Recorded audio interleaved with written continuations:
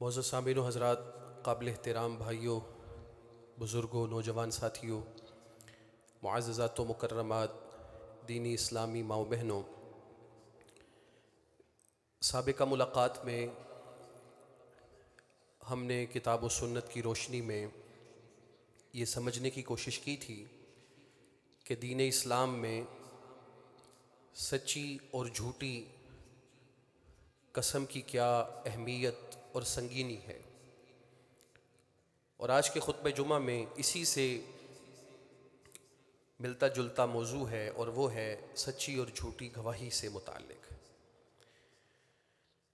جب کوئی انسان کسی کو کوئی کام کرتا ہوا اپنی آنکھوں سے دیکھے یا کسی کو کچھ کہتا ہوا اپنے کانوں سے سنے یا کسی معتبر ذریعے سے اتھینٹک سورس سے اسے معلوم ہو کہ حقیقت کیا ہے، تو اس انسان کو عربی میں شہید کہتے ہیں، گواہی دینے والا، اور اردو میں اس کو گواہ کہتے ہیں۔ گواہ کی گواہی اللہ رب العالمین کے ہاں بھی قبول ہوتی ہے، دنیا کے اندر بھی، اور آخرت میں بھی قبول ہوگی۔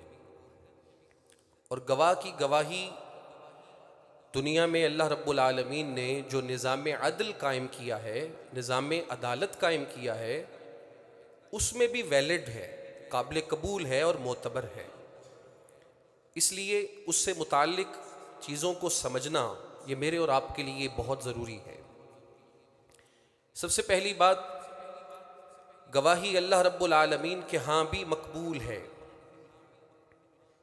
دنیا میں اگر کوئی انسان فوت ہو جاتا ہے تو لوگوں کی اس کے بارے میں ایک رائے ہوتی ہے۔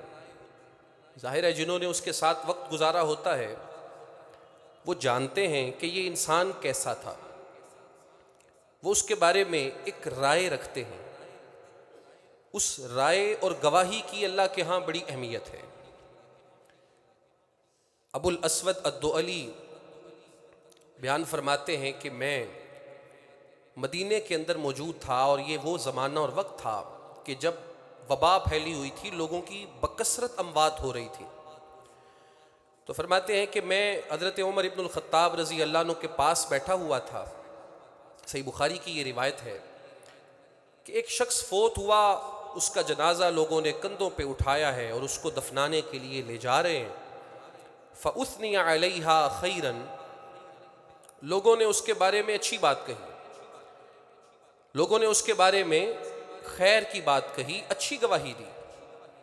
تو جناب عمر رضی اللہ عنہ نے جب اس بات کو سنا تو کہنے لگے واجبت، واجب ہو گئی۔ تو فرماتے ہیں اس کے بعد چونکہ کثرت اموات کا وقت تھا تو ایک اور جنازہ گزرا، تو لوگ جو جناب عمر رضی اللہ عنہ کے آس پاس بیٹھے ہوئے تھے، معتبر لوگ تھے، انہوں نے اس کے بارے میں بری بات کہی کہ یہ برا آدمی تھا، اچھا ہوا زمین اس کے شر سے پاک ہو گئی۔ تو جناب عمر رضی اللہ عنہ نے جب یہ بات سنی تو فرمانے لگے واجبت، واجب ہو گئی۔ تو ابو الاسود فرماتے ہیں کہ میں نے جناب عمر رضی اللہ عنہ سے پوچھا دونوں مقامات پہ ایک ہی لفظ، ایک ہی جملہ، آخر کیا ہے جو واجب ہو گئی؟ تو فرماتے ہیں جناب عمر رضی اللہ عنہ نے مجھے دور نبوت کا یہ واقعہ سنایا اور کہنے لگے بالکل اسی طرح اللہ کے رسول علیہ الصلوۃ والسلام کے زمانے میں ہوا تھا اور آپ نے اسی طرح کہا تھا۔ اور پھر فرمانے لگے ہم نے اللہ کے رسول علیہ الصلوۃ والسلام نے یہی سوال کیا تھا آپ سے جو تم نے مجھ سے کیا ہے کہ کیا واجب ہو گئی، جس کے بارے میں لوگوں نے اچھی بات کہی آپ نے کہا واجبت، جس کے بارے میں بری بات کہی آپ نے کہا واجبت۔ تو رسول اللہ صلی اللہ علیہ وسلم نے ارشاد فرمایا تھا انتم شہداء اللہ علی الارض، کہ تم زمین پر اللہ کے گواہ ہو۔ جس بندے کے بارے میں لوگ اچھی گواہی دیتے ہیں اس کے لیے اللہ کے حضور جنت واجب ہو جاتی ہے، اور جس کے بارے میں لوگ بری گواہی دیتے ہیں اس کے لیے اللہ کے حضور جہنم واجب ہو جاتی ہے۔ اور فرماتے ہیں پھر اللہ کے رسول علیہ السلام نے ارشاد فرمایا ایما مسلم شہد لہ اربعۃ بخیر الا وجبت لہ الجنہ، وہ مسلمان جس کے بارے میں اچھی گواہی 4 لوگ دیں، زمین پہ 4 لوگ جس کے بارے میں اچھی گواہی دیں، فرماتے ہیں وجبت لہ الجنہ، رسول اللہ نے فرمایا تھا اس کے لیے جنت واجب ہو جاتی ہے۔ جناب عمر کہتے ہیں ہم نے پوچھا وثلاثۃ، اے اللہ کے رسول اگر 3 لوگ اچھی گواہی دیں تو رسول اللہ صلی اللہ علیہ وسلم نے فرمایا وثلاثۃ، ہاں 3 لوگ بھی اگر اچھی گواہی دے دیں تب بھی اس کے لیے جنت واجب ہو گئی۔ جناب عمر کہتے ہیں ہم نے پوچھا وسنان،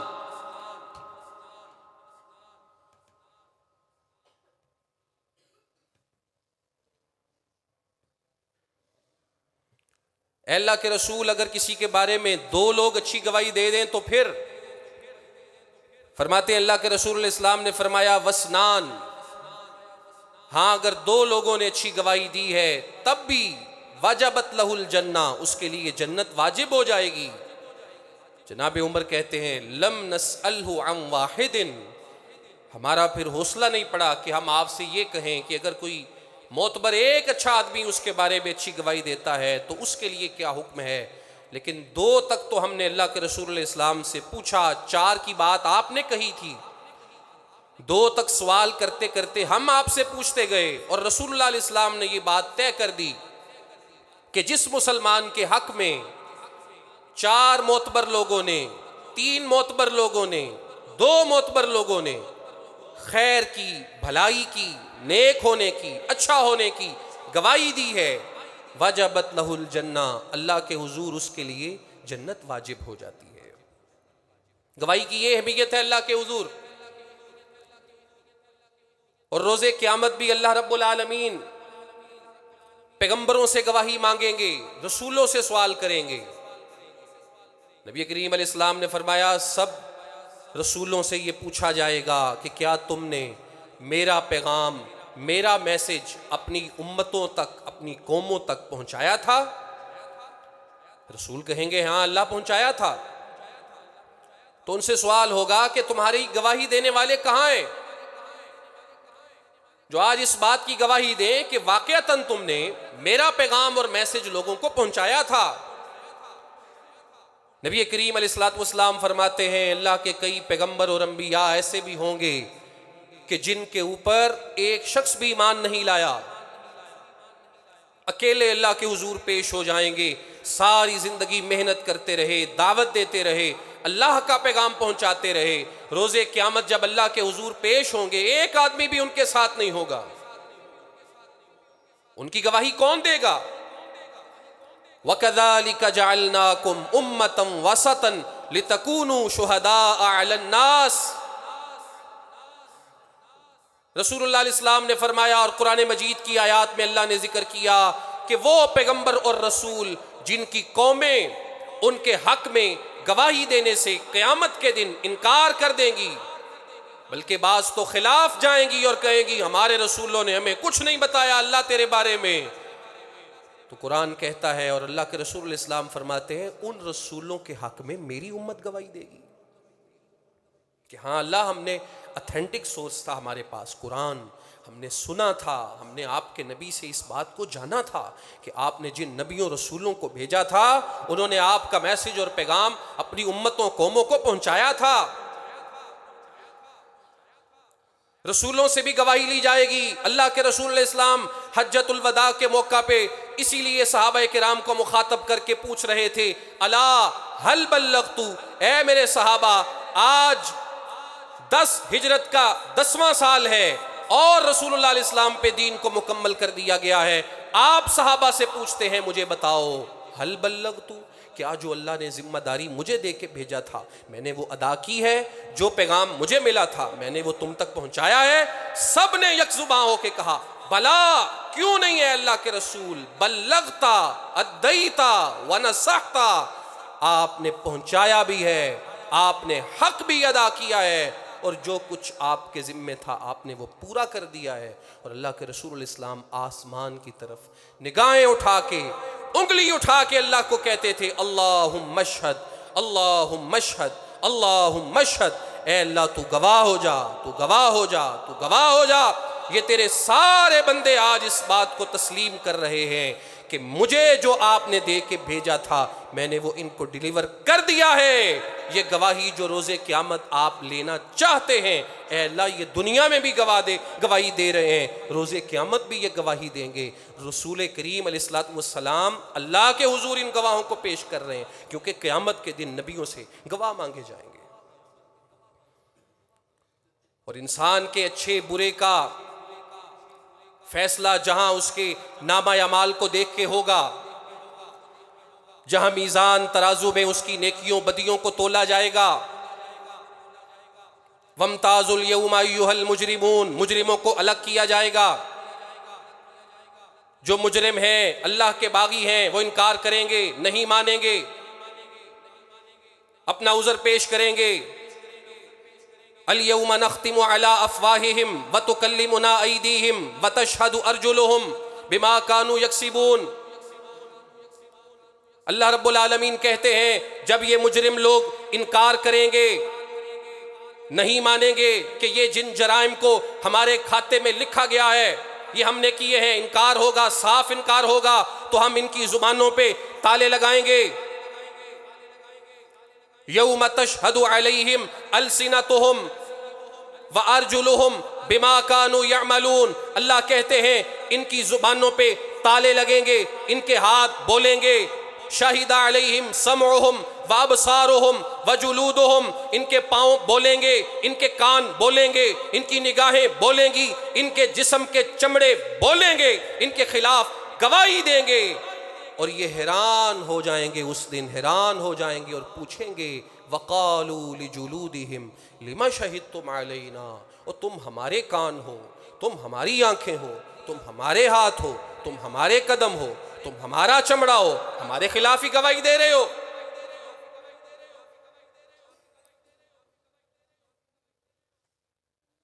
آگے سے ان کے چمڑے بولیں گے، جسم کے اعضاء بولیں گے اور کہیں گے انطقنا اللہ الذی انطق کل شیء وہو خلقکم اول مرۃ والیہ ترجعون۔ تم حیران ہوتے ہو کہ آنکھیں کیسے بولیں گی، کان کیسے بولیں گے، انسان کے ہاتھ پاؤں اور چمڑے کیسے بولیں گے۔ اللہ کہتے ہیں یہ چیزیں بول کے انسان کو کہیں گی انطقنا اللہ الذی انطق کل شیء، ہمیں اس اللہ نے آج بلوایا ہے جو ہر چیز کو بلانے پہ قادر ہے۔ زبان بھی تو گوشت کا ٹکڑا ہے نا ایک، اگر اس کے اندر قوت گویائی اللہ ڈال سکتا ہے تو بھائی وہ کانوں، ہاتھوں، پاؤں، چمڑوں ان میں بھی ڈال سکتا ہے۔ وہ جس چیز کو چاہے بلانے پہ قادر ہے، اور روز قیامت یہ چیزیں انسان کے خلاف گواہی دیں گی۔ وہ زمین جس زمین پہ جرائم کیے ہیں وہ بولے گی، گواہی دے گی انسان کے خلاف، کیونکہ اللہ کے ہاں گواہی معتبر ہوتی ہے۔ معتبر گواہی جو اللہ کے حضور اچھی دی جائے تب بھی قبول ہوتی ہے، بری دی جائے تب بھی قبول ہوتی ہے۔ جب انسان نامہ اعمال کو ماننے سے انکار کر دے گا تو اس کے جسم کے اپنے اعضاء بولیں گے، اور یہ گواہی اللہ کے ہاں قابل قبول ہوگی۔ یہ اس کا بنایا ہوا نظام اور سسٹم ہے کہ اس کے ہاں گواہی معتبر ہوتی ہے۔ ایسے ہی دنیا کے اندر نظام عدالت میں اس نے گواہی کو معتبر سمجھا اور جانا ہے۔ زندگی کے بہت سارے معاملات کو اس نے جوڑ دیا ہے گواہی کے ساتھ۔ کسی کے بارے میں تہمت لگائی گئی ہے، دعویٰ کیا گیا ہے زنا کا، بدکاری کا، وہ کہتا ہے لولا جاءوا علیہ باربعۃ شہداء فاذ لم یأتوا بالشہداء فاولئک عند اللہ هم الکاذبون۔ 4 گواہ لاؤ، پیش کرو، اپنے دعوے کو سچا ثابت کرنے کے لیے 4 گواہیاں دینا پڑیں گی، ورنہ تم جھوٹے ہو۔ جہاں مالی معاملات ہیں، لین دین ہے، قرض ہے، خرید و فروخت ہے، ادھار ہے، کچھ بھی ہے، وہاں وہ کہتا ہے وَاسْتَشْهِدُوا شَهِيدَيْنِ مِن رِجَالِكُمْ، تمہارا یہ فرض بنتا ہے کہ تم اپنے مردوں میں سے ان ان ڈیلوں کے اوپر، ان معاہدوں کے اوپر، یہ تمہارے مابین جو چیزیں طے ہو رہی ہیں، ان پہ اپنے مردوں میں سے 2 گواہ مقرر کر لو۔ اس بات سے نہ شرماؤ کہ یہ تو میرا بھائی ہے، یہ تو میرا رشتہ دار ہے، مجھے کون سا اس پہ بد اعتمادی ہے۔ اس نے کہا گواہی صرف اس لیے نہیں لی جاتی کہ کوئی انسان دوسرے کے اوپر اعتماد نہیں کر رہا، بلکہ گواہ بنانے کا ایک مقصد یہ بھی ہوتا ہے کہ دوسرا انسان بھول بھی سکتا ہے۔ بھول جانا، غلطی لگ جانا، یہ تو انسان کی نیچر اور فطرت میں ہے۔ اس لیے جہاں پہ باہمی لین دین کے معاملات ہیں، جہاں پہ خرید و فروخت کے معاملات ہیں، جہاں پہ قرض کے معاملات ہیں، جہاں پہ مشارکت ہے، مزاربت ہے، اجارہ ہے، کچھ بھی معاہدہ ہے، اللہ کہتے ہیں وَاسْتَشْهِدُوا شَهِيدَيْنِ مِن رِجَالِكُمْ، مردوں میں سے 2 گواہ مقرر کر لو۔ فَإِن لَّمْ يَكُونَا رَجُلَيْنِ، اگر 2 مرد نہیں ملتے، فَرَجُلٌ وَامْرَأَتَانِ مِمَّن تَرْضَوْنَ مِنَ الشُّهَدَاءِ، تو 1 مرد لے لو اور 1 مرد کی جگہ پہ 2 عورتیں لے لو۔ اس طریقے کے ساتھ اپنے آپ کو تم نے محفوظ بنانا ہے، دنیا کے اندر اندھے ہو کے نہیں چلنا۔ مشکلات ہوں گی، مصائب آئیں گے، اور یہ وہی آیت ہے جہاں اللہ نے لکھنے کا بھی حکم دیا ہے، اور تیسری جگہ پہ یہ بھی بتا دیا گیا جو نکاح کے معاملات ہیں، طلاق کے معاملات ہیں، رجوع کے معاملات ہیں، وہاں پر بھی گواہ بناؤ۔ وَأَشْهِدُوا ذَوَيْ عَدْلٍ مِّنْكُمْ وَأَقِيمُوا الشَّهَادَةَ لِلَّهِ، جہاں نکاح ہے، جہاں طلاق ہے، جہاں رجوع ہے، وہاں پر بھی گواہی مقرر کرو، اور گواہوں کو حکم دیا کہ وہ عدل کے ساتھ گواہی دیں گے۔ سب کچھ ٹھیک ہو رہا ہے، صحیح ہو رہا ہے، لیکن دوسروں کو بھی تو پتا ہونا چاہیے نا یہ ہو رہا ہے۔ گواہ نہیں بناؤ گے کہ انسان نے طلاق دی ہے، اس کا لوگوں کو پتا ہے، اس نے رجوع کر لیا ہے، لوگوں کو پتہ ہی نہیں ہے، کل کلام وہ مر جاتا ہے، اس کی بیوہ کو وراثت سے لوگ محروم کر دیں کہ بھئی تیرے ساتھ تو رجوع ہوا ہی نہیں تھا، ضرورت پڑے گی گواہی کی کہ نہیں؟ اس لیے کہا وَأَشْهِدُوا ذَوَيْ عَدْلٍ مِّنْكُمْ، 2 عدل والے گواہ بنا لو، اس کے اندر نفع تمہارا ہے، فائدہ تمہارا ہے۔ اور چوتھے نمبر پہ یہ بھی بتایا کہ اگر کوئی مالدار آدمی ہے، کنگلا ہو گیا ہے، فقیر ہو گیا ہے، کسی آفت میں پڑ گیا ہے، اس کو ضرورت ہے تعاون کی، تو اس کے ساتھ مدد ہوگی، تعاون ہوگا۔ کب؟ حتیٰ یقوم ثلاثۃ من ذوی الحجاب، جب سمجھدار اس کی قوم میں سے عقل فہم والے 3 لوگ اس بات پہ گواہی دیں کہ واقعتاً اس کے ساتھ یہ حادثہ ہوا ہے اور یہ اس قابل ہے کہ اس کے ساتھ مدد کی جائے، اس کے ساتھ تعاون کیا جائے۔ اور زندگی کے دیگر کئی معاملات ہو سکتے ہیں، اللہ رب العالمین نے کہا وہاں اپنے آپ کو محفوظ کرنے کے لیے تمہیں چاہیے کہ تم گواہی کا اہتمام کرو، گواہوں کو لے کے آؤ بیچ میں، دوسرے لوگوں کو بتاؤ یہ بات، یہ مت سوچو کہ یہ بس میرے اور آپ کے درمیان راز رہے، ہاں جو راز کی بات ہے اسے راز رکھو، لیکن یہاں جہاں پہ یہ ڈر ہے، خدشہ ہے کہ مستقبل میں کوئی بھول چوک ہو سکتی ہے، غلطی ہو سکتی ہے، کسی کے ذمے کوئی حق لگا رہے ہیں، کوئی بات لگا رہے ہیں، کل کلا نقصان ہو سکتا ہے، پریشانی ہو سکتی ہے، تو اس کا آج سد باب کرو، اور وہ سد باب یہ ہے عدل والے لوگ گواہ بناؤ تاکہ تم محفوظ رہ سکو، نہ تمہیں مالی نقصان ہو، نہ تمہیں تمہاری عزتوں کے اوپر کوئی حملہ آور ہو، اور نہ تمہیں کسی اور طرز کا نقصان پہنچایا جائے۔ اس طریقے سے گواہوں کو مقرر کر کے اپنے آپ کو محفوظ بناؤ۔ اور پھر اس کے بعد اللہ رب العالمین نے یہ بھی بتایا کہ جن کو گواہ بنایا نا ان کو کیا کرنا ہے۔ بنیادی طور پہ 2 باتیں ہیں جو گواہوں کے ضمن میں کتاب و سنت میں کہی گئی۔ سب سے پہلی بات یہ بتائی گئی کہ معاملہ دین کا ہو یا دنیا کا ہو، انفرادی ہو، اجتماعی ہو، مقابلے میں اپنا آدمی ہو، بیگانہ آدمی ہو، دوست ہو، دشمن ہو، آپ کا جاننے والا ہے یا انجان ہے، کوئی بھی ہے، اگر آپ نے آنکھوں سے اس کے بارے میں دیکھا ہے یا کانوں سے سنا ہے یا معتبر ذریعے سے اس کے بارے میں آپ کو کسی بات کا علم ہے تو آپ گواہ ہیں۔ شریعت آپ سے 2 تقاضے کرتی ہے۔ نمبر 1، جو گواہی آپ کے پاس ہے یہ اللہ رب العالمین کی طرف سے ایک امانت ہے، اس امانت کو ادا کریں۔ امانت کی ادائیگی کیا ہے کہ جو گواہی اللہ کی طرف سے آپ کو ملی ہے، آپ کے دل میں ہے، آپ کے علم میں ہے، جہاں اس کی ضرورت پڑتی ہے اس کو پیش کریں، اس کو چھپائیں نہیں۔ گواہی کو چھپانا گناہ کبیرہ ہے۔ بندہ یہ سوچے کہ میں تو سیف سائڈ پہ رہنا چاہتا ہوں، میں تو نیوٹرل ہوں بھائی، میں کسی کی بات بھی نہیں کر رہا، اس کو پتا ہے حق کیا ہے، سچ کیا ہے، صحیح کیا ہے، غلط کیا ہے، کون حق پہ ہے، کون غلط ہے، لیکن وہ چپ کر جائے، خاموش ہو جائے، گواہی کو چھپا لے تو وہ گناہ کبیرہ کا مرتکب ہے۔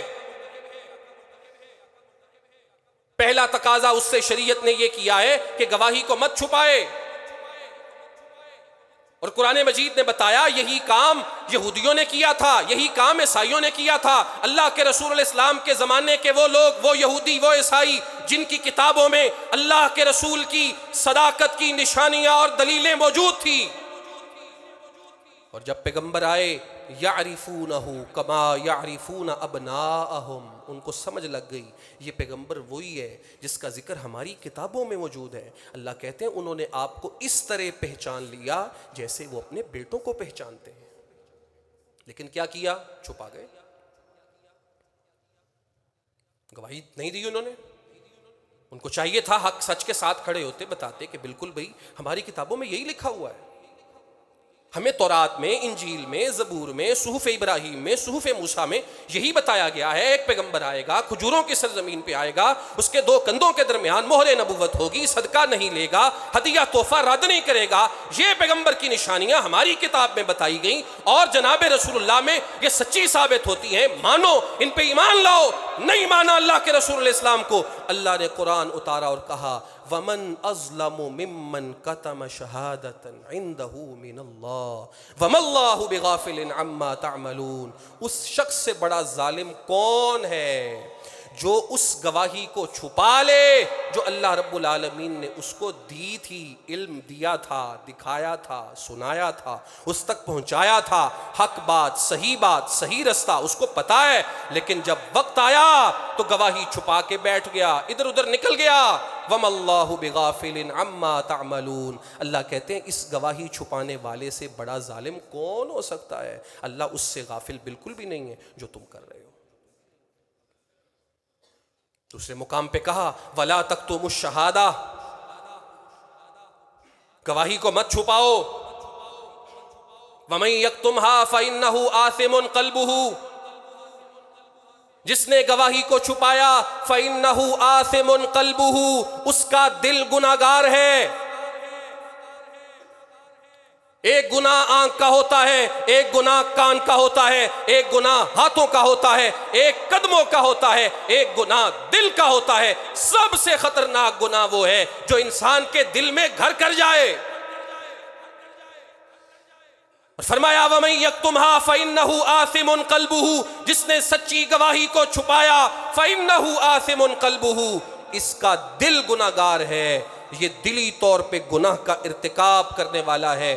یہ کام مومن مسلمان نہیں کر سکتا۔ رسول اللہ کے دور کے جو عیسائی تھے، جو یہودی تھے، اللہ کے رسول کے حوالے سے وہ کر رہے تھے، مومن مسلمان ایسا نہیں ہوتا۔ اور دوسرا تقاضا یہ ہے، پہلا تقاضا گواہی دو، چھپاؤ نہیں۔ نیوٹرل ہونے کا اسلام کے اندر کوئی تصور نہیں ہے کہ آپ سے پوچھا جائے صحیح کیا ہے، غلط کیا ہے، اور آپ کو علم ہے۔ ایک انسان کو پتہ ہی نہیں، وہ تو ظاہر ہے جس چیز کا پتہ ہی نہیں ہے وہ تو خاموش رہے گا، لیکن ہمارے ہاں جس چیز کا نہ پتہ ہو اس میں لوگ سب سے زیادہ شو کرواتے ہیں کہ مجھے سب سے زیادہ پتہ ہے، اور جہاں بات کرنے کی ضرورت ہوتی ہے وہاں چپ کر جاتے ہیں۔ دوسرا تقاضا یہ ہے جو گواہی تمہارے پاس ہے ایک تو اس کو پہنچاؤ، اور دوسری بات یہ ہے جیسی ہے ایز اٹ از اسی طرح اس کو تم نے امانت کی طرح سمجھتے ہوئے ادا کرنا ہے، اس میں جھوٹ نہیں بولنا،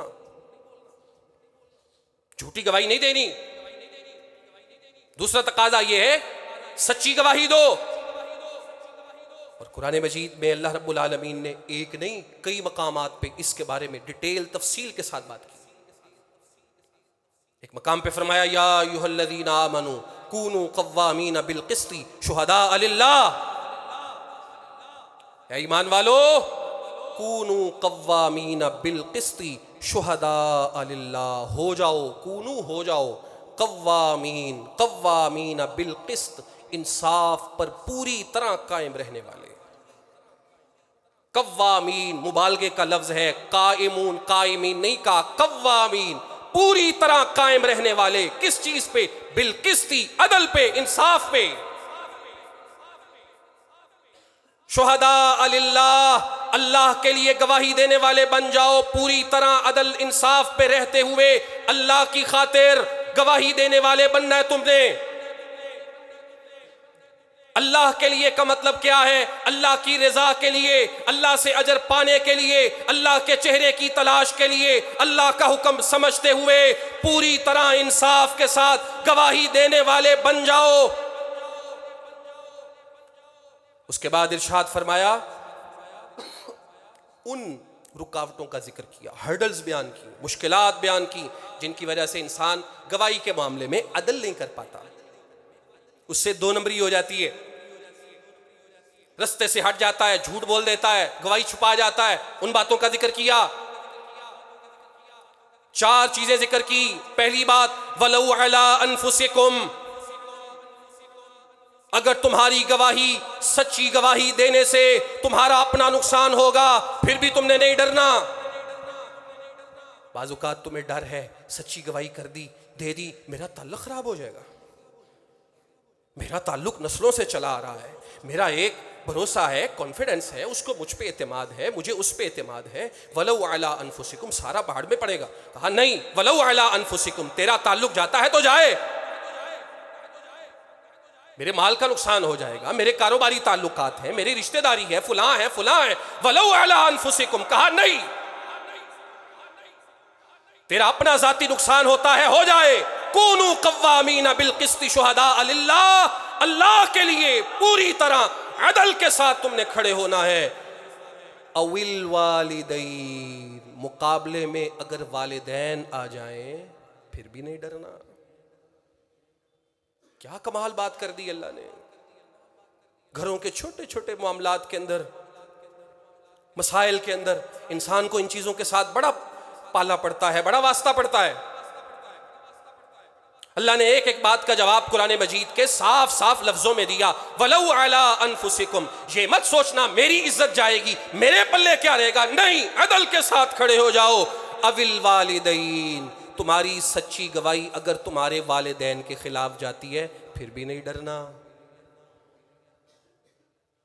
یہ والدین کے ساتھ احسان اور نیکی کے خلاف نہیں ہے کہ سچی گواہی اگر ان کے خلاف جا رہی ہے آپ دے دیتے ہیں، آپ کے والدین کا نقصان ہو جاتا ہے. یہ مت سوچنا کہ والدین تو بہت بڑی ہستی ہیں، ان کے ساتھ تو احسان کرنے کا حکم ہے، نیکی کرنے کا حکم ہے، میری گواہی ان کے خلاف جا رہی ہے، ان کا نقصان ہو رہا ہے. یہ مت سوچو، بلکہ دو. ہمارے ہاں تو بڑا فرما بردار سمجھا جاتا ہے نا، اور فرما برداری کا کرائٹیریا یہی ہے کہ بس والدین کے حق میں کھڑے ہونا ہے. وہ سچے ہیں پھر بھی، جھوٹے ہیں پھر بھی، حق پہ کھڑے ہیں پھر بھی، نا انصافی پہ کھڑے ہیں پھر بھی، ظلم کی بات کر رہے ہیں پھر بھی، عدل کی بات کر رہے ہیں پھر بھی. فرما برداری کا کرائٹیریا یہ سمجھا جاتا ہے کہ بس والدین کی صف میں کھڑے ہو جاؤ، ان کے ساتھ کھڑے ہو جاؤ. وہ سچے ہیں پھر بھی، جھوٹے ہیں پھر بھی.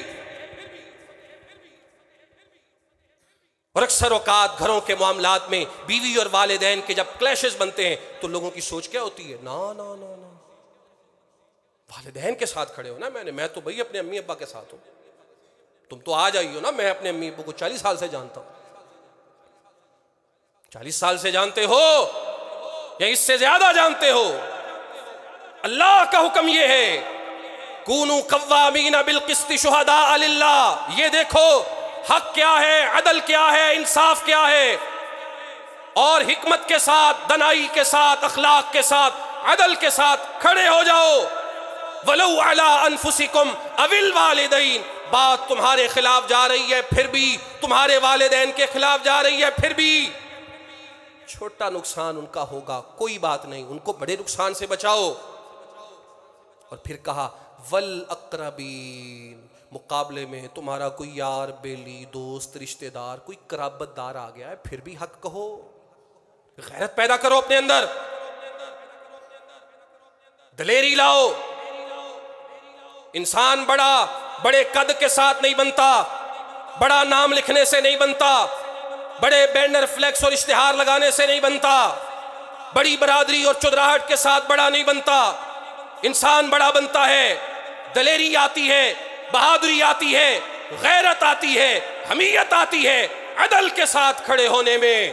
اور کہا اگر مقابلے میں قرابت دار آ جائیں، برادری آ جائے، قوم آ جائے، قبیلہ آ جائے، دوستی یاری آ جائے، کچھ بھی آ جائے، تو پھر بھی گواہی تم نے عدل کے ساتھ دینی ہے، پوری پوری دینی ہے، گپ نہیں مارنی بیچ میں۔ اس کے بعد ایک اشکال کا جواب دیا، اِن یکن غنیا او فقیرا فاللہ اولی بہما۔ کبھی انسان ڈر جاتا ہے کہ جس کے خلاف گواہی دینے لگا ہوں بڑے اثر و رسوخ والا آدمی ہے، بڑا آدمی ہے، کل کو میرا کباڑا نہ کر دے۔ اللہ نے اس کا بھی جواب دیا، اِن یکن غنیا، جس کے خلاف گواہی دینے لگے ہو اگر وہ غنی ہے، بڑا آدمی ہے، مالدار ہے، فاللہ اولی بہما، اللہ کہتے ہیں ڈرو نہیں، اللہ اس کو خود ہی سنبھال لے گا۔ اور کبھی ایسے بھی ہوتا ہے مقابلے میں آنے والا غریب ہوتا ہے، فقیر ہوتا ہے، بندہ ترس کھا جاتا ہے کہ اگر اس کے خلاف گواہی دے دی اس کا کاروبار ختم ہو جائے گا، بیوی بچے بھوکے مر جائیں گے، یہ روٹی حلال کما رہا ہے سب ختم ہو کے رہ جائے گا۔ اللہ نے اس کا جواب بھی دیا، ان یکن غنیا او فقیرا، اگر مقابلے میں آنے والا فقیر ہے، کنگال ہے، غریب ہے، مسکین ہے، فاللہ اولی بہما، تب بھی تم نے عدل کو نہیں چھوڑنا، اللہ اس غریب کو اب ہی سانبھ لے گا۔ تم یہ ٹینشن نہ لو کہ وہ بڑا ہے یا چھوٹا ہے، چھوٹا ہے تو ترس کھا کے جھوٹ بول دو، بڑا ہے تو خوف کھا کے جھوٹ بول دو، نہیں، فاللہ اولی بہما، اللہ کہتا ہے آپ عدل کے ساتھ کھڑے ہو جاؤ، اللہ ان کو خود ہی سنبھالے گا۔ پھر کہا فلا تتبعوا الہوی ان تعدلوا، اپنی خواہش کے پیچھے لگ کے عدل نہ چھوڑنا۔ وَإِن تَلْوُوا أَوْ تُعْرِضُوا، اگر تم یہ کہو کہ اچھا جی درمیانہ رستہ نکال لیتے ہیں۔ لوگوں کے پاس یہ بھی بڑی حکمت ہوتی ہے نا، بڑا سمجھدار سمجھا جاتا ہے اس بندے کو جو بیچ میں منافقت والا رستہ نکال کے دیتا ہے۔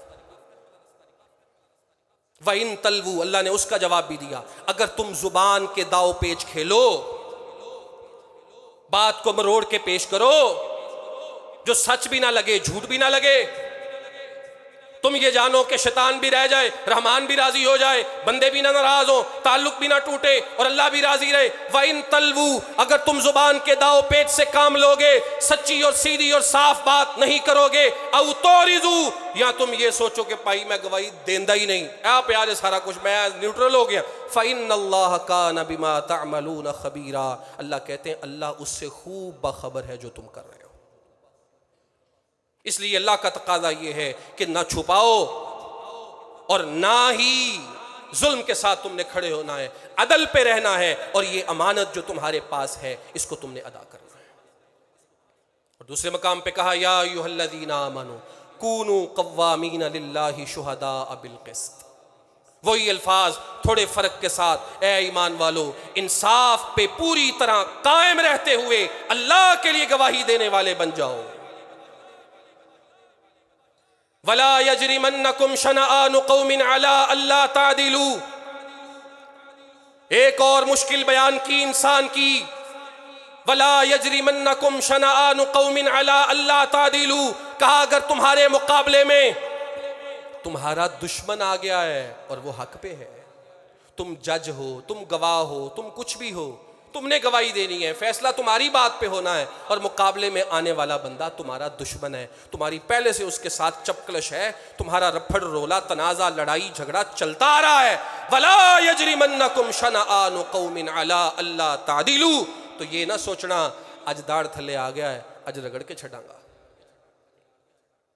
آج تو قابو آیا ہے اگلے پچھلے سارے حساب برابر کروں گا، نہیں، وَلَا يَجْرِمَنَّكُمْ شَنَآنُ قَوْمٍ، اگر تمہیں کسی کے ساتھ دشمنی ہے، چپکلش ہے، کسی کے ساتھ لڑائی ہے، جھگڑا ہے، اس کی بنیاد پہ گواہی کے اندر جھوٹ مت بولنا۔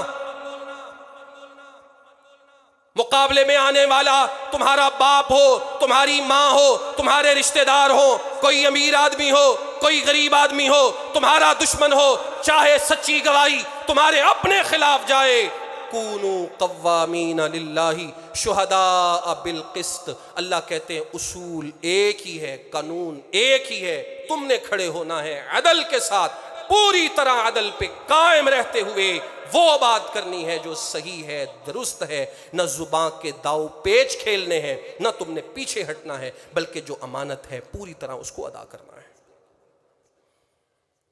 اور اگر کوئی یہ سوچے کہ جی میں گواہی کیوں دوں، میرے پاس سچی گواہی ہے میں نہیں دے رہا، تو اللہ کہتا ہے سب سے بڑا ظالم اس سے کون ہے؟ جو چھپائے گواہی کو۔ اور اگر کوئی یہ سوچے کہ میں جھوٹی گواہی دینے کے لیے تیار ہوں، تو رسول اللہ علیہ السلام کا فرمان سن لیں۔ آپ نے فرمایا خیر الناس قرنی، بہترین زمانہ میرا ہے، اس کے بعد جو لوگ آئیں گے اس کا زمانہ، اس کے بعد پھر جو لوگ آئیں گے ان کا زمانہ، اور کہا قرب قیامت ایسے لوگ آ جائیں گے یخونون ولا یؤتمنون، جو کرپٹ ہوں گے، خائن ہوں گے، امانتیں جب ان کے پاس رکھوائی جائیں گی وہ ان کی پاسداری قطعاً نہیں کریں گے۔ وَيَشْهَدُونَ وَلَا يُسْتَشْهَدُونَ، جھوٹی گواہی ہاتھوں پہ لے کے گھومیں گے، چند ٹکوں کی خاطر، چند روپوں کی خاطر، تھوڑے سے دنیا کے مفاد کی خاطر جھوٹ بولنے کے لیے تیار ہو جائیں گے۔ وَيُنذِرُونَ وَلَا يَفْوُونَ، نظر مانیں گے اسے پورا نہیں کریں گے۔ وَيَظْهَرُ فِيهِمُ السَّمَنُ، اس قوم کے اندر موٹاپا عام ہو جائے گا۔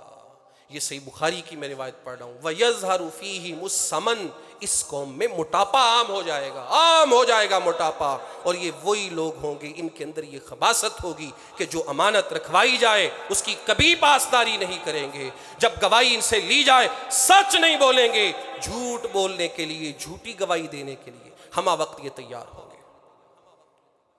اور ایک حدیث میں صحابی کہتے ہیں اللہ کے رسول علیہ الصلوۃ والسلام نے ایک دن ہم سے پوچھا الا انبئکم باکبر الکبائر، کیا میں تمہیں بڑے گناہوں میں سے بھی جو بڑے گناہ ہیں ان کے بارے میں نہ بتاؤں؟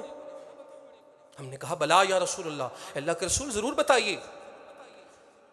تو رسول اللہ علیہ السلام نے فرمایا الاشراک باللہ، سب سے بڑا گناہ بڑے گناہوں میں سے بھی اگر تقسیم کار کی جائے، کیٹاگری بنائی جائے، تو سب سے بڑا گناہ اللہ کے ساتھ شرک کرنا ہے۔ وعقوق الوالدین، دوسرے درجے میں والدین کی نافرمانی کرنا ہے۔ صحابی کہتے ہیں وکان متکئا فجلسا، اللہ کے رسول علیہ السلام نے ٹیک لگائی ہوئی تھی، دو باتیں کی، اٹھ کے بیٹھ گئے۔ ٹیک لگی ہوئی تھی، ٹیک چھوڑی، اٹھ کے بیٹھ گئے اور کہنے لگے تیسرا گناہ پتہ کون سا ہے؟ صحابہ نے کہا جی وشہادت الزور، وشہادت الزور، وشہادت الزور، جھوٹی گواہی دینا، جھوٹی گواہی دینا، جھوٹی گواہی دینا۔ فما زال یکررها، اللہ کے رسول علیہ السلام یہ کہے جا رہے تھے، کہے جا رہے تھے، دہرائے جا رہے تھے، حتیٰ تمنینا، حتیٰ کہ ہمارے دل میں یہ تمنا پیدا ہو گئی لیتہ سکتا، کاش اللہ کے رسول علیہ السلام خاموش ہو جائیں۔ پیغمبر کہے جا رہے تھے وقول الزور وشہادت الزور، وشہادت الزور، وشہادت الزور، جو بڑے بڑے گناہ ہیں ان میں سے تیسرا یہ ہے جھوٹی گواہی دینا، جھوٹی گواہی دینا، جھوٹی گواہی دینا، دنیا کے تھوڑے سے مفاد کی خاطر جھوٹی گواہی دینا۔ رسول اللہ کہتے ہیں شرک، والدین کی نافرمانی، اور اس کے بعد تیسرے درجے میں یہ گناہ آتا ہے۔ اور اگر کوئی یہ بندہ سمجھتا ہے نا کہ کوئی مسئلہ نہیں ہے، آخری بات سنیں، جھوٹی گواہی دی ہے، بڑا گناہ کیا ہے، کبیرہ گناہ کا ارتکاب کیا ہے، اکبر الکبائر کا اقرار کیا، ارتکاب ہو گیا مجھ سے، تو پھر کیا ہوا؟ چیز تو مل گئی ہے نا مجھے، کیس تو جیت گیا ہوں نا میں، دنیا تو بڑی بہترین ہو گئی ہے نا میری، آگے جو ہوگا وہاں پہ ہم دیکھ لیں گے۔ رسول اللہ علیہ السلام کا فرمان اس سے متعلق بھی سن لیں۔ صحابہ کہتے ہیں رسول کریم علیہ السلام ایک دن ہمیں فرمانے لگے انکم تختصمون الیہ، تم اپنے جھگڑے، لڑائیاں، تنازع، کیس، مقدمے میری عدالت میں میرے پاس لے کے آتے ہو، اور میں اللہ کی قائم کردہ عدالت اور بنائے ہوئے قوانین کے مطابق تمہارے درمیان فیصلے کرتا ہوں۔ اور اللہ کا بنایا ہوا قانون یہ ہے کہ جو دعویٰ کرتا ہے اس کے پاس دلیل ہونی چاہیے، اس کے پاس گواہ ہونے چاہیے۔ دعویٰ کرنے والا اگر گواہی دے دے، دلیل دے دے، تو اب کیس کو وہ جیت جاتا ہے۔ رسول اللہ علیہ السلام نے ہم سے کہا بعض اوقات ایسا بھی ہو جاتا ہے کوئی انسان جھوٹی بات لے کے آ جاتا ہے، جھوٹے گواہ لے کے آ جاتا ہے، بڑے اچھے انداز میں ان کو عدالت کے اندر پیش کر دیتا ہے، دوسرا جو مقابلے والا بندہ ہوتا ہے وہ زیادہ گفتگو نہیں کر سکتا، اس کے پاس زیادہ داؤ پیچ نہیں ہے، وہ بیچارہ سادہ آدمی ہے، یہ کیس جیت جاتا ہے۔